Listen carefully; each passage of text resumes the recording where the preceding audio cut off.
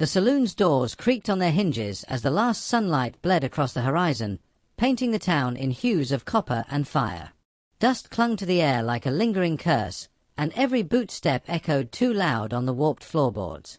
Clara May leaned against the bar, whiskey glass in hand, her eyes sharp as a hawk's, daring anyone to meet them.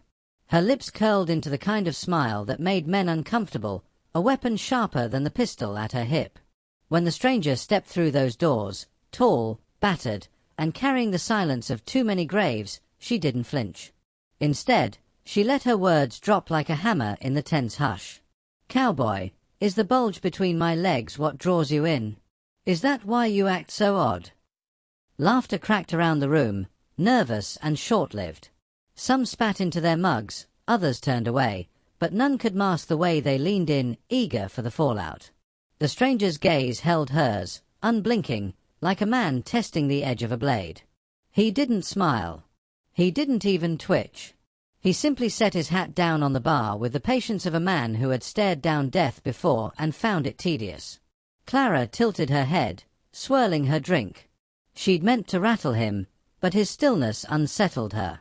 Most men blustered, barked, or bolted when her tongue cut deep. This one absorbed it like stone absorbs rain. A scar traced the side of his jaw, pale against the dark stubble, a reminder of violence survived. His silence was heavier than words. "Name's Jace Coulter," he finally said, voice gravel dragged over wood. "And no, Miss Clara, I ain't here for rumors, nor for stares. Just a drink." But Clara saw the way his eyes strayed, not lewdly, but with purpose, studying her as though memorizing a secret she hadn't confessed. That look needled her worse than any insult. She knocked back the rest of her whiskey and turned away, though her pulse betrayed her calm. Whispers rose like smoke around the room. She could feel them crawling over her skin. Folks in this town loved their stories, and Clara had supplied plenty. The woman who outlasted a husband stolen by violence, the widow who worked her ranch alone, the fighter who laughed too loud and shot too straight. Still, they whispered more than they spoke, and each rumor carried a sharper edge. Clara learned long ago to turn suspicion into armor, to meet a stare with fire, to lace fear with humor so biting it carved respect where affection would not grow. Jace sipped his whiskey with the quiet steadiness of a man who'd made a life of waiting. She hated waiting. She preferred storms, sudden and clear. So when the poker table erupted into shouts and a chair cracked across the floor, she welcomed it. Men lunged at one another, fists swinging, cards scattering like startled birds. Clara moved fast, shoving one brawler aside, slamming another's hand against the table until he yelped. Her pistol cleared its holster in a blink, barrel aimed at the ceiling. One shot barked, smoke curling toward the rafters. The room froze. Jace had drawn too, quicker than she'd seen in years. His revolver leveled not at the crowd, but at the shadowed figure lunging behind her with a bottle raised high. Clara hadn't even sensed him. A crack split the chaos, the bottle shattered, its wielder crumpling. For a breath, she and Jace stood back to back, commanding silence through the sheer gravity of readiness. The fight drained away. Men cursed and staggered to their seats, grumbling at spilled liquor.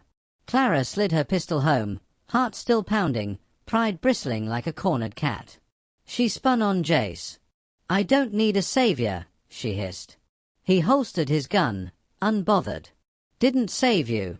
Just didn't care to watch a fight you didn't start." It was maddening, the way he spoke, each word steady as if he'd already weighed and measured it. Clara wanted fire, and he offered stone. Her anger faltered under the weight of his calm, and that unsettled her more than the near strike to her skull. Later, outside the saloon, she sat by a lantern's flickering light, boots propped on the rail, whiskey warming her throat. The night pressed close, the desert stretching into black silence. She hated the quiet. In silence, memories clawed back, the husband who never returned, the war that took him, the years of whispers that followed. She had made herself a fortress of smirks and steel, but fortresses crack when no one is watching. Jace's boots scuffed the dirt as he approached. She didn't look up. "If you're here to gloat, don't. I'd have handled it." He leaned against the post near her, gaze fixed on the horizon where stars bruised the sky. "Didn't come to gloat. Then why? He didn't answer right away. Instead, he studied her with the same quiet patience that gnawed at her nerves. Finally, he said, you carry something heavier than the rest. Not grief, not just grit. Something you hide and dare the world to name. Her grip tightened on the glass. A coldness slid through her chest, sharper than the night air. His words dug too close to truth she had buried. Her smile came brittle, more shield than jest. You got a poet's tongue for a man with dust on his boots. Maybe you see shadows where there ain't any. Maybe, he said, not pressing, not retreating. The silence stretched between them, thick as smoke. Clara swallowed hard, anger and unease twining in her gut. She rose, stepping closer, eyes narrowed. I don't like men who poke at places they don't belong. Best keep your eyes on your drink, Jace Coulter. His gaze didn't waver. I'm not the one hiding, Clara. The words cut sharper than any blade, because they rang too true. She wanted to strike him, laugh at him, kiss him, anything to break that unbearable calm. Instead, she turned on her heel, retreating into the shadows before he could read more. She didn't notice the thunder of hooves until the ground trembled. A rider burst into town, horse lathered in sweat, eyes wide with terror. He shouted before the dust settled. They're back. The ones who burned the ranches, the ones who killed men for sport, they're back in the valley. The town spilled into the street, fear crackling like lightning. Clara's stomach turned to stone. Jace's eyes found hers across the chaos, steady, searching, as if he'd expected this. Her breath caught, her secret pressing against her ribs like a trapped thing desperate to be free. The night seemed to tighten around her, the past clawing closer.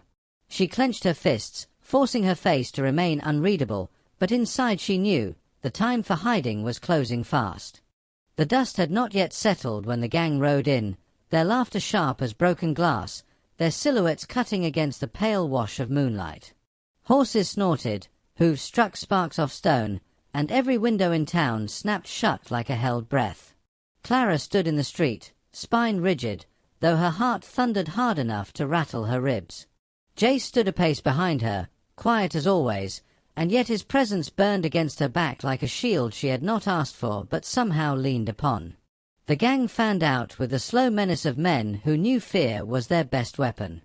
Their leader, a broad-shouldered brute with a grin carved cruel across his face, fixed his eyes on Clara. His voice slithered through the night, carrying venom and memory. Well, well. Clara May. Thought your little game would have buried you by now. Or was it Clay I ought to call you? The name cracked through her like a whip. Clay.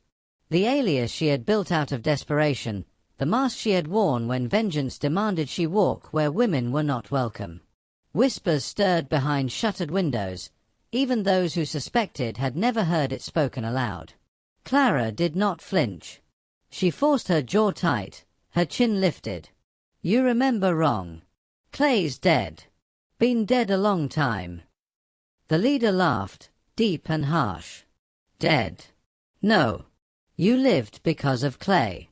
You fooled us all with your little trick. Stuffed yourself, swaggered like a man, fought like one too. We never saw it, not till you left us bleeding. He spat into the dirt. That bulge between your legs saved your skin, woman. Don't think I forgot. Every word stripped her armor thin. She felt the town's eyes pressing through the cracks in their doors, their shutters, their doubt. She wanted to spit back venom, to slash him with her tongue, but the truth lay exposed. The disguise had been her survival, her weapon. Clay had been her shield against men like him, the reason she had lived long enough to lose her husband, long enough to carry this shame-turned secret. Jace stepped forward, his voice low, firm, steady. That secret don't shame her. It shamed you. Took all of you to fight one, and you still lost. The leader snarled, and his hand dipped toward his gun. For a moment the night held still, taut as a noose, then the street erupted. Shots cracked, horses screamed, and the air filled with smoke and dust. Clara moved with the reflex of survival, pistol already barking fire. She dropped low, boots skidding on the dirt as a bullet hissed past her ear. Jace fired beside her, movements precise, unhurried even amid the chaos. The gang pressed hard, but Clara fought harder. Her body remembered every night she had lived as Clay, every duel where hesitation meant death. She was no longer hiding behind that name, but neither did she deny it now. Each shot, each lunge, was both vengeance and confession. She was the woman who had worn a man's mask to carve her way through hell, and she would not apologize for it.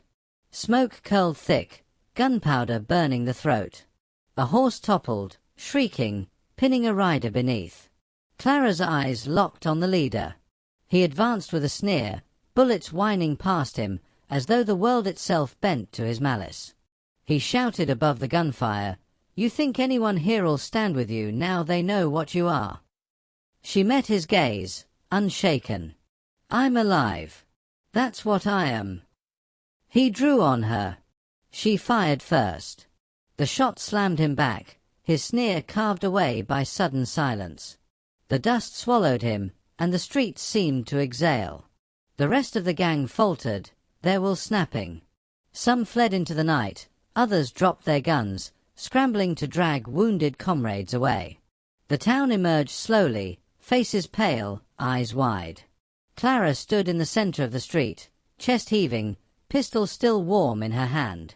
She could feel their stares, not heavy with judgment now but trembling with something sharper, something she had not expected, respect.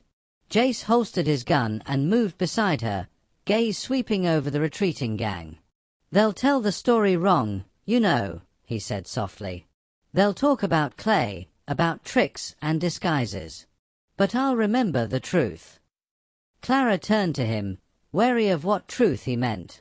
His eyes held hers, steady, unflinching. "You're still standing. That's the only truth that matters." Something in her chest loosened then, the knot that years of silence and shame had twisted tight. She laughed, raw and unexpected, the sound carrying through the night like a crack in the storm. It startled her, that laugh. Startled her that Jace joined in, low and rough, as though he had been waiting for it. The town gathered closer, not hostile, not suspicious, but curious, hungry for the tale that would now bind them all. Clara knew they would speak of her with new tones by morning, not gossip but legend, the kind whispered with awe and envy. She didn't crave their admiration, but neither would she hide from it.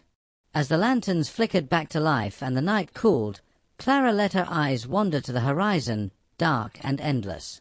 She thought of the mask she had worn, the name she had buried, the weight she had carried. She thought of the shame that had once clawed at her, and how hollow it felt now compared to the burn of survival. She turned to the darkness, speaking not just to Jace but to anyone who cared to listen. "Out here, we all got masks. Some we put on to fight, some to hide, some just to make it through another day. But masks don't keep you alive. Fear does. And I ain't afraid anymore." The street held still, listening. The words lingered, heavier than gun smoke, sharper than bullets. She slipped her pistol back into its holster and walked toward the glow of her ranch's trail, shoulders squared, stride unbroken. Behind her, Jace watched with the patience of a man who had seen many endings but recognized this wasn't one. The night belonged to her now, the town's whispers shifting into a legend already forming. Somewhere deep in her chest, Clara felt the truth settle. She was no longer hiding. She was only beginning.